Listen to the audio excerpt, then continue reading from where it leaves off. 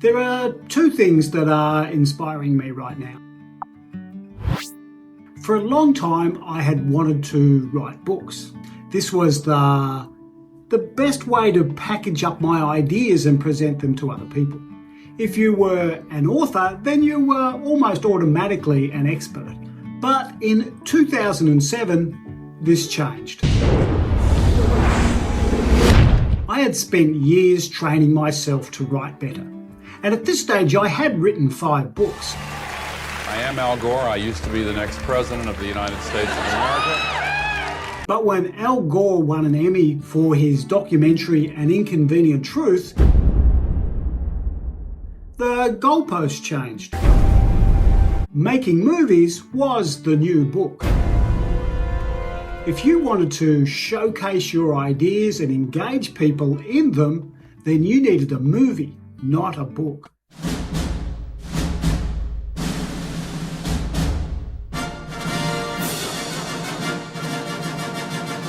But making movies is not easy. It took me 4 years from the Al Gore moment to when I started my YouTube channel. And it took a further 6 years before I created any videos at all. That's 10 years from when I had the idea to when I did something about it. I created 11 videos with my mobile phone. Hi folks, Jeff McDonald. And then I stopped. It was all too hard. The step from making movies when I knew nothing about how to do this to be able to produce them at a decent level was gigantic. It was too much.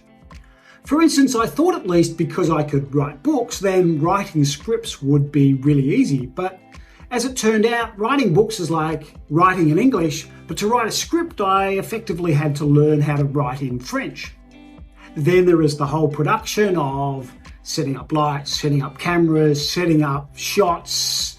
Plus there's that whole other career called editing. And then if you wanted to jump onto YouTube, you had to learn how to do all the marketing of thumbnails and keywords and SEO and search to make it on YouTube.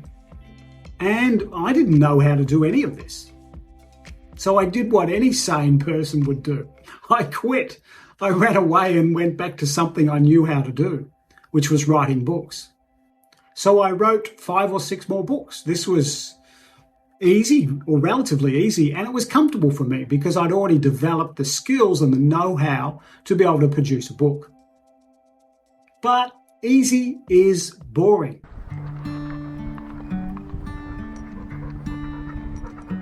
The second inspiration came when I was house sitting in 2018.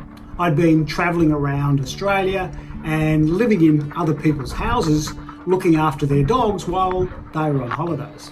And one of the benefits of this is that a lot of people had subscriptions to Netflix.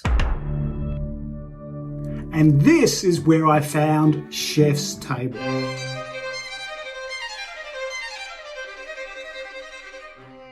If you haven't seen it, it's one of the most beautiful and inspiring documentaries on TV.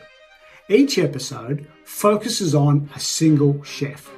And they tell you the story of where they've come from and what inspired their cooking. It's beautiful, it's emotional, and you get to hear the bumps in the road and the choices they made along the way.